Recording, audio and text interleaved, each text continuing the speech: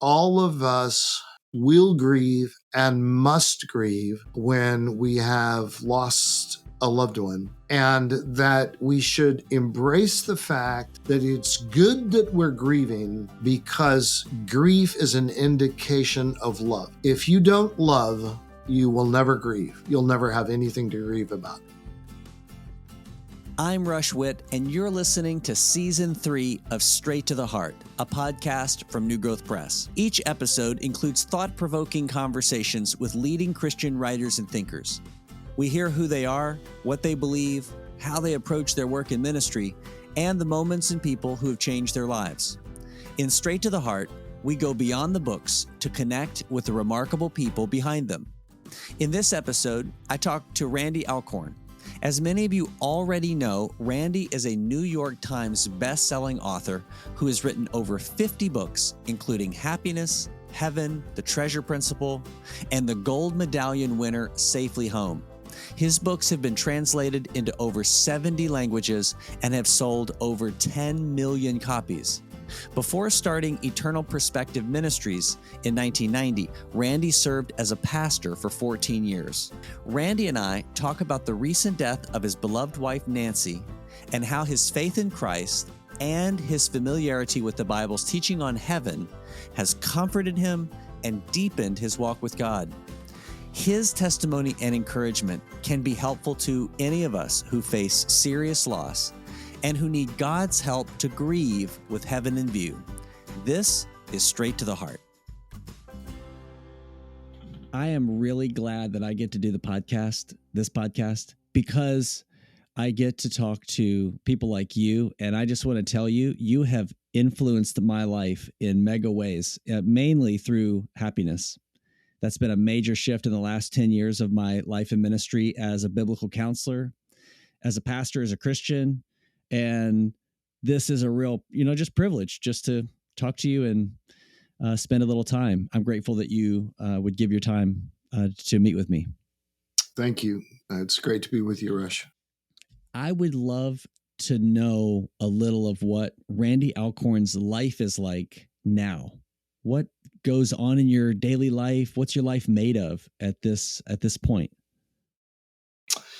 Well, my days are similar in certain respects and different in others. For instance, later today, I'm meeting with a few pastors in our community that have some issues and concerns in their churches and just want to get my input. A couple of days ago, I spoke at the retirement celebration of a dear friend who's a pastor at my church that I used to be a pastor at, but haven't been since 1990. So it's been a long time since we were in ministry together, but it's still my home church. Myself and a guy named Stu Weber, that some people might recognize his name, started that church back in 1977. And so I still have a weekly meeting with a couple of my pastors, now one as of Sunday as a former pastor, but we get together, and actually we're starting a study this week of my book, 60 Days of Happiness. Oh, cool. And so it's one of the other guys in the group, and this relates to your question of what's going on in my life. Both my wife, Nanci, went to be with the Lord less than 2 years ago. A little over a year and a half. And Paul, this other pastor who I am going to be meeting with once a week, his wife, Michelle, went home to be with the Lord just a couple of months before Nanci did. And this other pastor who just retired, he and his wife, Paul and his wife, me and my wife, for 30 years have met together for dinner on Thursday nights. Wow. And so now it went, when Michelle died, Paul's wife, it went down to 5. And then when Nanci died, it went down to 4. So this is kind of a picture into my life and how dramatically things have changed. I had stopped speaking with one or two exceptions a year, maybe, during the time 4.5 years that Nanci was battling with cancer. So now my life has changed significantly in that I've gone back to doing more speaking, certainly doing more writing, and some of the things I had to put on the shelf because I was Nanci's primary caregiver, and of course she's more important than anything else. So I have a dog who's a double doodle named Gracie, and she is my daily companion. Some people say it must be sad coming home to a house that's empty, and I say the house is not empty. Gracie is there to greet me eagerly, and you would think I was the most wonderful person that has ever lived. Of course, every dog thinks that about every dog owner, but that's okay. I'll take that any day. That I don't ever have to worry about saying the wrong thing with her. Uh, Somehow I'm still I'm still number one in her book. And my wife Nanci used to say, if we would adore God in the way our dogs adore us, the world would be changed. I told you earlier, I'm delighted to meet you, and I, of course, wish I could meet Nanci. And I wonder if you would just sort of tell me about her. Yeah, Nanci, very godly woman who was also an introvert who somehow was the life of the party. I'm an introvert also, but I function in an extrovert fashion when I'm speaking, doing an interview, on social occasions, and then I just shut down. Usually Nanci and I we would drive home, and she's a true introvert, straight through. But it would be like, okay, she was the life of the party, but once we got in the car, I said, then I'd say, okay, you don't want to talk on the way home, right? And she would nod like that because she was just completely had given herself out. But a big time pro football fan. She led women's Bible studies. She wrote women's Bible study lessons. She did all of these spiritual, godly things and time with the Lord every day. But also absolutely loved pro football, loved dogs, Really? and I would say she still loves football and loves dogs. I have no reason to believe that when people go to heaven, they certainly become different in the sense that they are perfected, but the perfection is of who they have been. And so if there's anything in their life that's sin, that's gone. But is it sin to enjoy football and dogs? No, I don't believe it is at all. And I think that in the world to come, so many of the enjoyments that we have now, we will have then. So when I think of Nanci, I think of her as changed in the sense of full conformity to Christ, um, you know, totally perfect, no sin in her life, but still the same Nanci, but different. And it's interesting because Job, talked about that. I know my Redeemer lives, and I will see him with my own eyes. After my flesh has been destroyed, yet after my skin has been destroyed, yet in my flesh I will see God. And then he adds, I and not another. It's like he's making the point, it'll still be me, really me. Job, with my memories of this life, what I learned from this life, the relationships of this life, reunion with his children who died, and the children who he had later that presumably most of them died after he did, and together he and not another would be. So I think about Nanci and my reunion every day. Now, the most important thing is that she's with Jesus, her best friend. I'm going to be with Jesus, my best friend, but we're each other's second best friends. And I know I look forward to seeing her again. Yeah, thank you for sharing that. I really do appreciate getting to hear those details. And a favorite football team?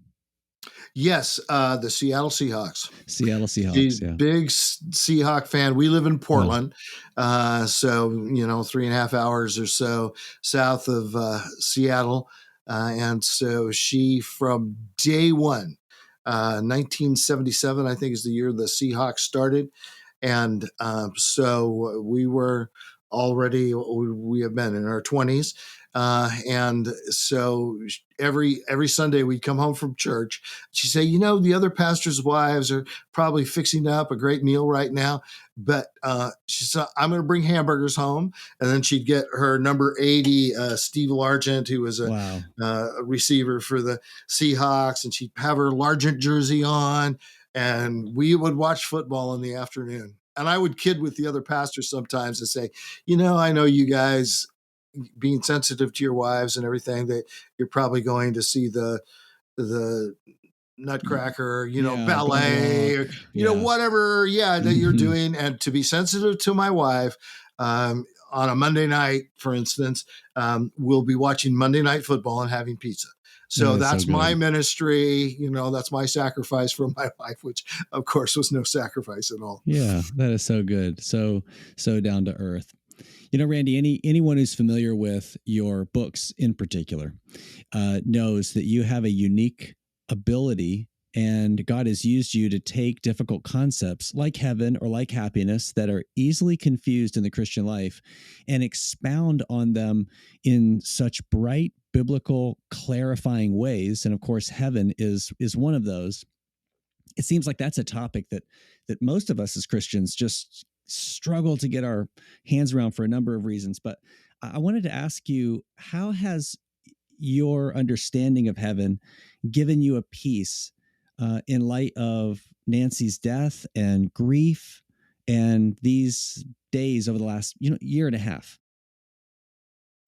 Well, I would say a lot of people would answer that question by saying, I am relieved that my wife is out of pain, which of course I am very much. I have the confidence that she's safely home with her Lord, and that she's in the place that she belongs. And one day I will join her there, and that's where we will live together forever. And that's probably the extent of the comfort that most people feel. And that's a wonderful comfort. But with me, having spent way over 20 years, closer to 30 years of my life researching, studying, contemplating heaven and what heaven is and what heaven means, I look at it very differently, because I believe that where Nanci is right now, in the present heaven. In theology, sometimes it's called the intermediate heaven, but I don't really like that term because it's misleading to some people. But the present heaven, that is the pre-resurrection heaven. Okay, so it's heaven because heaven is where God dwells with his people. It's where God's throne is. So it's truly heaven. But it's not heaven as it is ultimately going to be, because the Bible promises, and we're told in 2 Peter 3:13, we are looking forward to a new heavens and a new earth in which righteousness dwells. So when Nanci and I would talk about the new earth, Nanci would talk about, Jesus says, if we've been faithful in little, he'll put us over much, and some will be put over 5 cities, and some will be put over 10 cities. Well, since God created us to have dominion over animals, not just to govern other people, do you think that God might allow me to govern dogs on the new earth? To be and she said, to be down by the water and have 100 dogs, and then watch and go out and swim with the dolphins and the manta rays and the sea turtles. And she loved all those sea animals and whales and all of that. And I said, I would not be at all surprised if he would allow you to do that as you make that request. So you just ask him, and he'll do what he knows to be best. And a lot of Christians think as if we will live forever as disembodied spirits, when Paul says, if the dead are not raised, we are of all people, most to be pitied. That's our hope, our blood-bought hope in Jesus is the resurrection. When someone is grieving, it can be hard to know what to say or do. We want to be helpful, not hurtful, but it's easy to go wrong. The good news is that we can learn to approach those who are grieving with the same compassion that Jesus shows us when we're grieving. It starts with humility and listening well, and expands into practical support as the Spirit leads us. In the book Someone I Know Is Grieving, Edward T. Welch leans on his many years of counseling grieving people to help readers learn from their compassionate Savior how to respond to people's sadness and hard times without advice or trying to, quote, fix it, but instead to hear their story, to learn from others' experiences, and depend on the Spirit for wisdom for what to say and do. You can learn more about the book Someone I Know Is Grieving, Responding with Humility and Compassion by Edward Welch. You can learn more about the book Someone I Know Is Grieving by visiting newgrowthpress.com. I wonder if I can ask you, this is a more personal question, and you don't have to answer, you can say pass if for anything that I ask you. So over the years of your marriage to Nanci, how often did you talk about heaven? And especially in the years where you were caring for her, I'm curious what those conversations were like. I'm thinking about other people who are in a similar situation, suffering, struggling, and how those conversations helped in those moments. Yeah, we talked about heaven a lot. And I would say it's probably, even if somebody doesn't agree with all my conclusions about heaven or any of them, you would have to acknowledge that because I am addicted to research, sometimes too much. So I read over 150 books on heaven before in the process of researching the book. And I read many books on heaven that I didn't even like, but I read them anyway because I thought there could be something in there. And usually you'd find maybe a gem, some thought there. And so you think of all that, and then reading every article.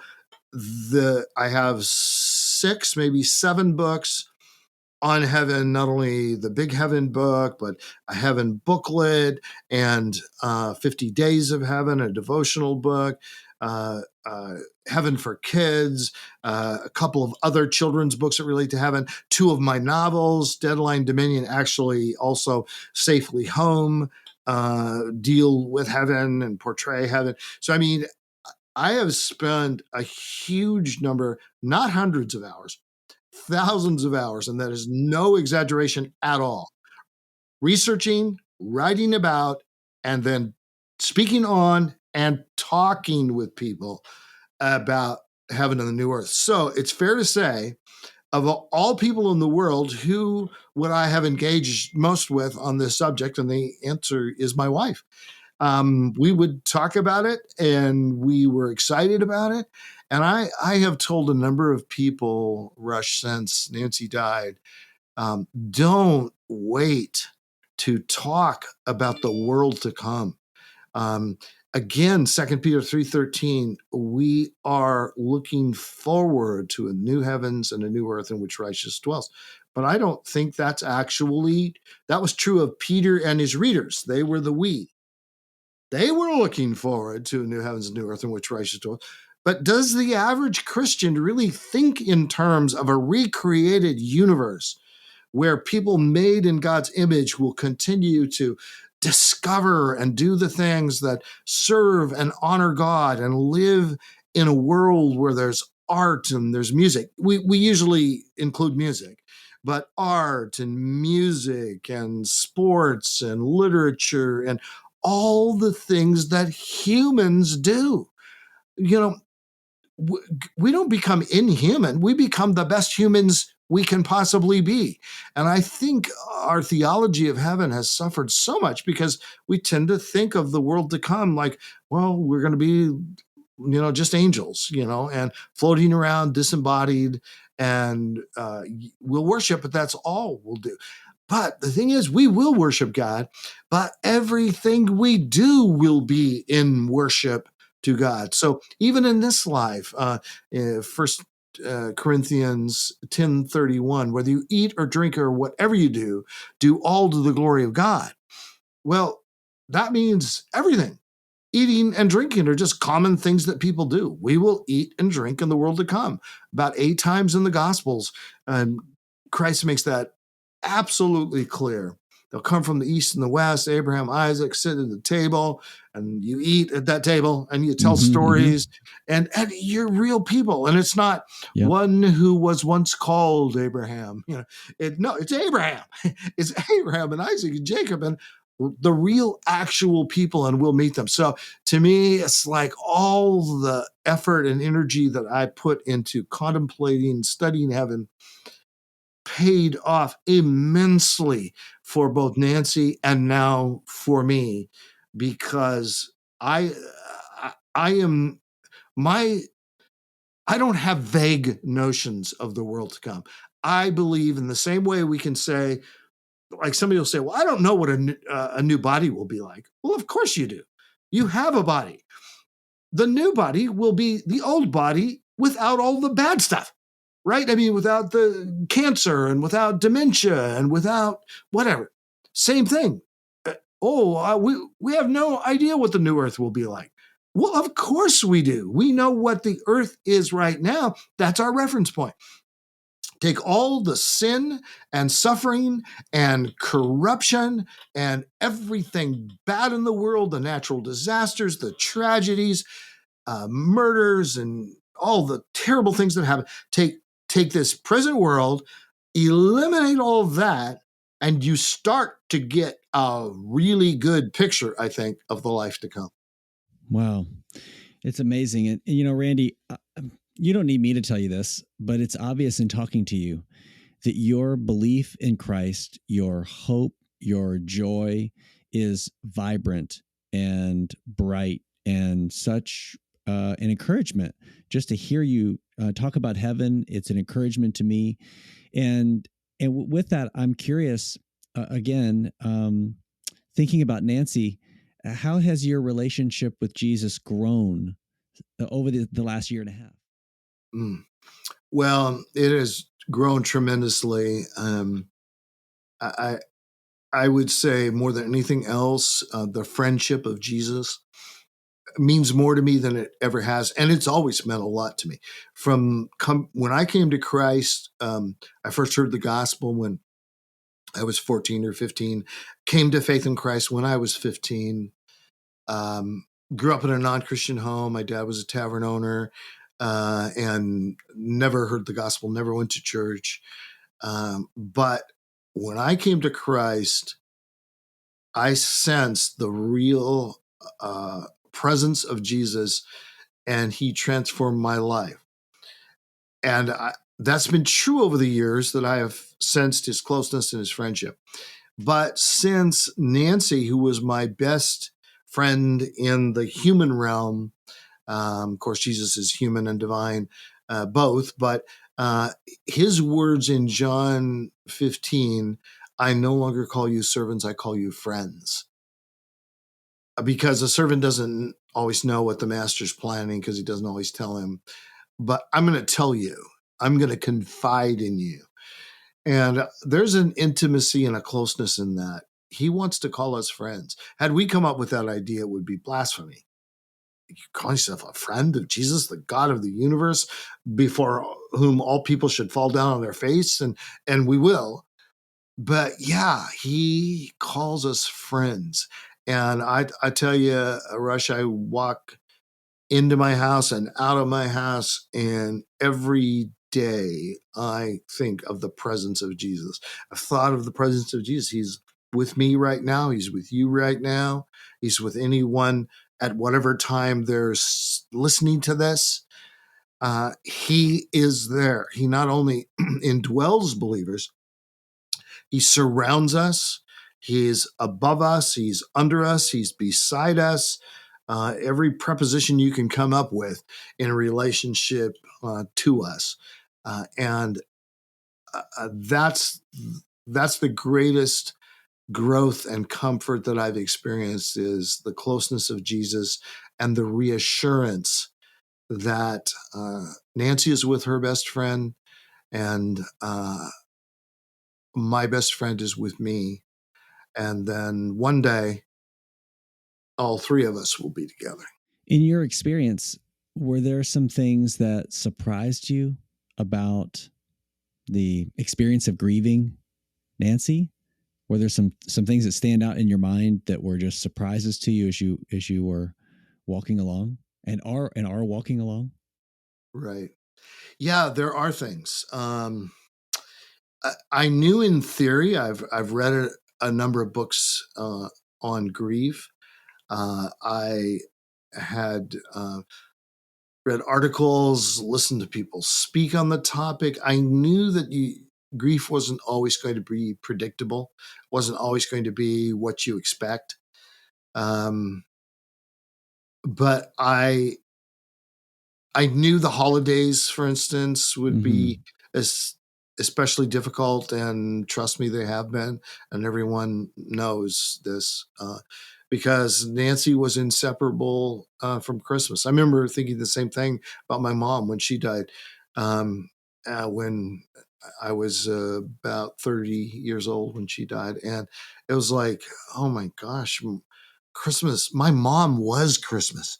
She did everything. It was well, then Nanci became, inseparable from Christmas in my mind. So I knew that that those things would be tough. But what was surprising was other things that were tough. For instance, on the opening day of the NFL season, Hmm. I'm sitting there watching a game by myself. I mean, Gracie was there, but she's not really into football that much. Mm-hmm. But and here I am, and there was no Nanci was very exuberant as a fan, and even in games where her team, the Seahawks, weren't playing, she would be really excited, and she would like yell as if she was in a stadium, And then we'd go to the stadiums, and she'd really yell, and she has this whistle that she would just put her fingers in her mouth and just go off on the whistle and all. So our home was noisy, but in a very great way when football was going on. And I'm sitting there and it's totally quiet. I'm a football fan also, but I'm not a loud football fan. And so uh, all of a sudden I'm going, the silence was overwhelming. And I just started weeping Hmm. because I so miss Nanci because this is something she loved. And as I say, I think she still loves. And one day on the new earth, I wouldn't be at all surprised if people are playing football and she's going and watching or playing or participating in whatever way. But my point is, her absence I've profoundly felt. Same thing with walking my dog. Nanci was the dog walker in the family. I'm now the dog walker in the family. And we come across other dogs, and Nanci would come back and tell me stories of the people she met and the dogs she met.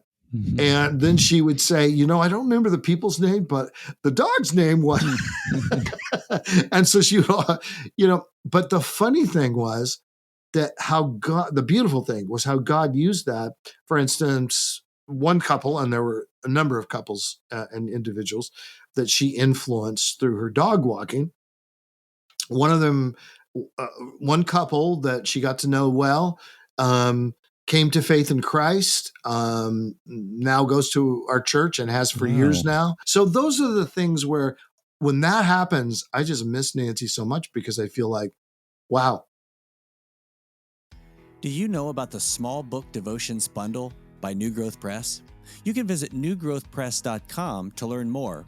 The Small Book Devotions Bundle includes 4 books, 1 by Paul Tauchus and 3 by Edward T. Welch.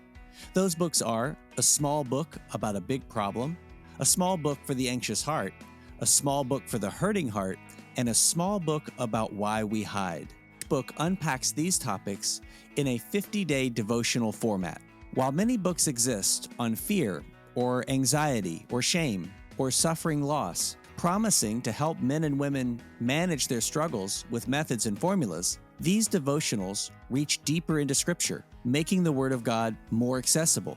We don't want to put a Band-Aid on our fear or anxiety or our hurting hearts. Rather, we want to bring these troubles to Jesus, relying on His Word. And you can learn more about all 4 books in the Small Book Devotions bundle by visiting newgrowthpress.com. The story you told about her showing an interest in people with an eye on the gospel by taking an interest in their pets, I think is just really helpful, because it seems to me that it's a bit of a lost art of even just showing interest in people, and being able to really have a desire and an ability to enter into someone's world is something that is so very needed among us, and I think it's just a great example. I like to shift gears just for a second and probably come back here again, but it's just I don't know that it's any more apt than it is in this moment to hear you talking about heaven. That your ministry is Eternal Perspective Ministries, and while many people are familiar with your story, some are not. And I've read your story. I have heard it from other people. I would love to just hear briefly your story of ministry and, over the years, and how you have become known to people through your books. Could you share Yeah, that I with me? was sure. Yeah. I went to Bible college and seminary, and a few of us started together a church in 1977, Good Shepherd Community Church, actually located, believe it or not, in Boring, Oregon. That church just took off, and by Oregon standards became a very large church in a very short period of time. That was wonderful. That was beautiful. Nanci and I had gone to Bible college together. And now I was finishing up seminary. We started this church. And as time went on, I became more and more, we became more and more interested in pro-life related issues. And we just had a heart for not only unborn babies, but for women in unwanted pregnancies. And so we wanted to offer them alternatives, got involved with uh, what were then called crisis pregnancy centers, pregnancy resource centers. They're called different things now. Um, and actually was on the board of the original one in the Pacific Northwest, Pregnancy Resource Center. And it was my job to convince pastors that this is a ministry worth hearing about and worth having your people support. So we did that. And then after a while, just felt really led of the Lord to do more than I was doing. And we made the very difficult decision and this was a time where I had written just a few books, but we made the really difficult decision for me to do peaceful, nonviolent civil disobedience at abortion clinics. Got arrested for that seven times in 1 year. Lawsuits were brought against the group of us who did that. I had gotten permission from the elders of my church to do that, but it's still some of them didn't agree with it, which I understood. But they said, "Hey, if this is your conviction from the Lord," and it was, you need to do what you believe is right. And so we did, but it ultimately resulted in me having to resign as a pastor to protect the church from lawsuits, because the lawsuits against me were one thing, but I didn't feel the liberty to jeopardize the church. So they came to garnish my wages, but the church paid me what they owed me. And then suddenly, in 19, let's see, what was that? 1990. I had to resign as a pastor, as what would I have been, 36-year-old. I would have, if you would have asked me, what are you going to be doing the rest of your life? I would have said, being a pastor and probably being a pastor at this church, as far as I knew. Mm-hmm. And suddenly that was all gone. Wow. And furthermore, in order to keep the wages being garnished from going to abortion clinics, I had to make no more than minimum wage, because by Oregon law, minimum wage is not garnishable. So that's what happened. And so for the next 20 years, I made minimum wage, but Nanci also worked for our ministry, and we did fine. The ministry provided us with a car at one time, 2 cars, one for her, one for me, used cars that people had donated. And we did fine, but now I had to come up with something else. What am I going to do? We know for sure I can only be paid minimum wage, but what is it going to be? And we decided to start Eternal Perspective Ministries. And we named it that because of the verses in 2 Corinthians 4 that talk about not looking at the things which are seen, but the things which are unseen. For the things that are seen are temporary, but the things which are unseen are eternal. And these light and momentary afflictions are producing in us an eternal weight of glory that far outweighs them all. All these scriptures that had to do with the truths about eternity and having an eternal perspective were so central in our lives that we just felt, well, let's call it that, even not knowing exactly what it will look like. We started Eternal Perspective Ministries, and God laid on our hearts not only the pro-life issue, but world missions. We committed to give 100% of the royalties from my books to missions and pro-life work, which is its own missionary endeavor. And that has been true ever since. Not a dime goes to us. And we just give it away to God's kingdom. And that has been one of the greatest joys and privileges of our lives. That is amazing. I appreciate you telling the story here, because it's helpful for me to hear again the way that God was faithful to you, and to hear your courage, and your boldness to really live in a way that's consistent with what you believe. And I think that's a great example. I'm always interested to know who has influenced these kinds of events that take place in somebody's life, or the way that they live, the way you've just described. And I have the advantage that the listeners don't have. I can see you on the screen, and I can see your bookshelf. And I see 2 people. I see C.S. Lewis, and I think I see Spurgeon over on Yeah, the other side. good for And you. I would just love to hear, is there one big, if you boiled it down, big way that either of them or both of them have influenced you and have made a lasting impact on your life and ministry? Yes, absolutely. So this is my Spurgeon bobblehead. I see it. So yeah, He's there you he's bobbling. It's I'll tell you what, this is more, so a friend gave this to me, and it's kind of more precious than uh, any athletic related bobbleheads I love it. that we've ever had. And yeah, Spurgeon had a huge impact on me, but Spurgeon's impact was after I became a pastor. Prior to being a pastor, C.S. Lewis, Francis Schaeffer, and A.W. Tozer were the 3 greatest influences. I read everything that they wrote. I mean, everything.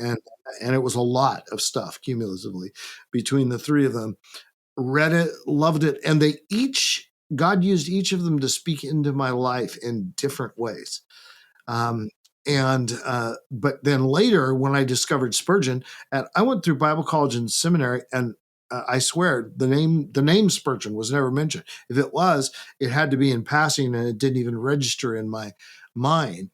But when I started reading first morning and evening his devotional, and then others of his books, and especially started reading through his sermons, I was blown away from the substance, the depth, the beauty of his writing, how incredibly articulate he was, and his devotion to Christ And certainly there are contemporary writers, including John Piper and a number of others, that have had a great influence on me, but those were the ones that influenced me the most.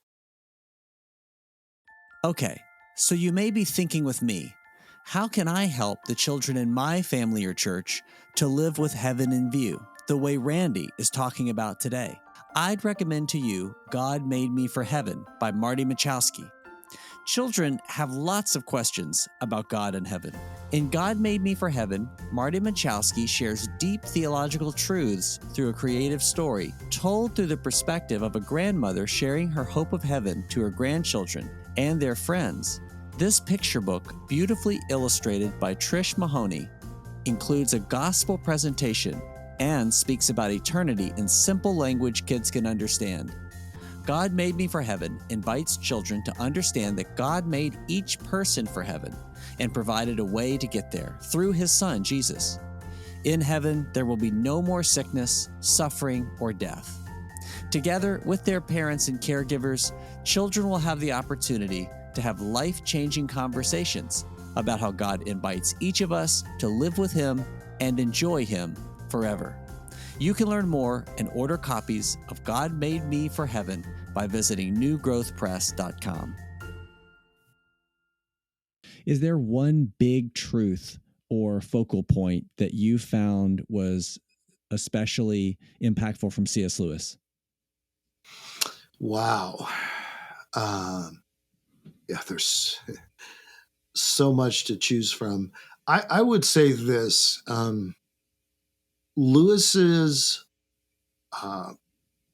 personality, who he was so attractive to me, because the first of his books that I read is not what people would recommend first. They would probably recommend Mere Christianity or Chronicles of Narnia or Screwtape Letters or something like that.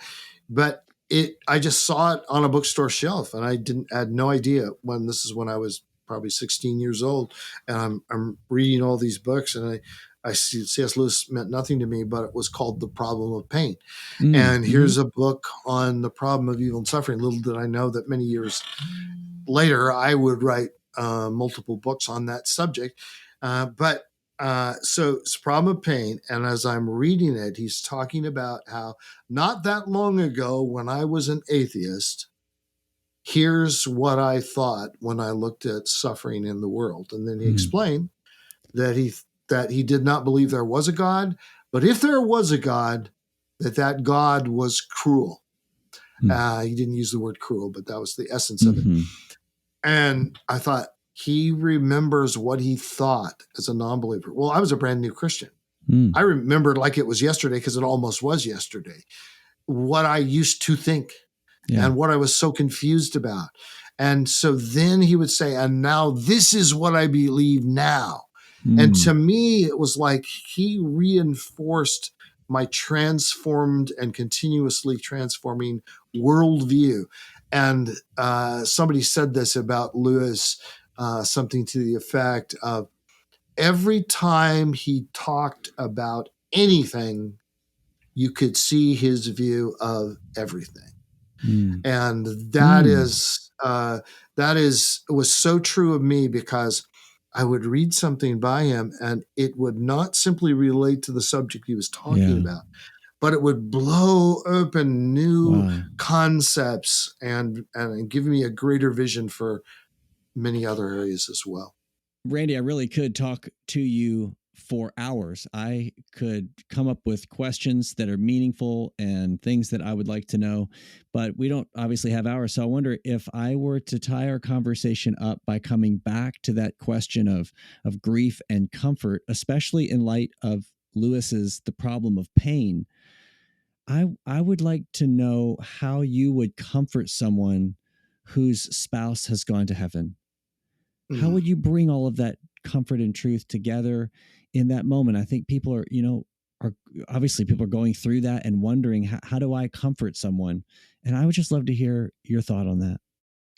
Well, I was actually asking myself that question as I was writing the booklet for New Growth Press about what can I say in a relatively short booklet to help people who are facing loss and grief that inevitably comes from the loss. Uh, and so I've given a great deal of thought to it. And one of the things is just the reality that all of us will grieve and must grieve when we have lost a loved one, and that we should embrace the fact that it's good that we're grieving because grief is an indication of love. If you don't love, you will never grieve. You'll never have anything to grieve about. You know, even your own personal losses, you have to, in some ways, love yourself in order to grieve your financial losses or whatever it might be. But certainly when we lose a person, that was a huge part of our life. The more we love them, the more we grieve. I mean, that's just obvious. So somebody we didn't know all that well, a coworker that we never had lunch with, well, we grieve, we're sorry, we may go to their service, but it doesn't captivate our lives. But when you lose a child or a spouse, and then those other people too, sometimes it's a father or mother, especially if it's a younger person who has lost them. It is just transformative because, and at first, not an hour goes by where you're not crying or thinking about or struggling with, and some people dealing with anger, whatever it is. But the first thing that hit me was, it's right and proper that I'm grieving Nanci, and I wouldn't want to feel good having lost her. And that was actually a big help. This is normal. This is natural. Now, as time goes on, if a few years later you haven't begun to overcome your sense of degree of grief, there's been no progress, the grieving has not subsided in any way. I mean, it's still going to be there. I'm certain the rest of my life that I will grieve the loss of Nanci, but it has been so encouraging to have Jesus with me and the sense that he grieves with me. And that's where Hebrews 2 and Hebrews 4 that talks about how he sympathizes with us in our weaknesses. He understands. And think about those two words, shortest verse in the English Bible, Jesus wept. I mean, wow. What was he weeping at? I don't think he was weeping so much that Lazarus had died, because he knew he's going to raise Lazarus. But he's weeping for Mary and Martha, for people who are grieving the loss of their brother. And I just think that has been huge to me. God empathizes, God sympathizes, God knows what it's like to lose his only son. So you're not praying to someone and you're not angry at someone who doesn't understand. Yeah, you're not alone. Right. Yeah. Well, that is a fitting conclusion to what has really been a comforting and encouraging conversation with you, Randy. I am grateful for you having spent this time with me, and I really appreciate it. Great to be with you, Rush. Thanks. Thank you for joining me for this episode of Straight to the Heart. You can help more people know about the podcast by subscribing, sharing, and rating the show in Apple Podcasts or Spotify or wherever you get your podcasts. Our next episode releases in 1 week, and until then, I'm Rush Witt, and this is Straight to the Heart.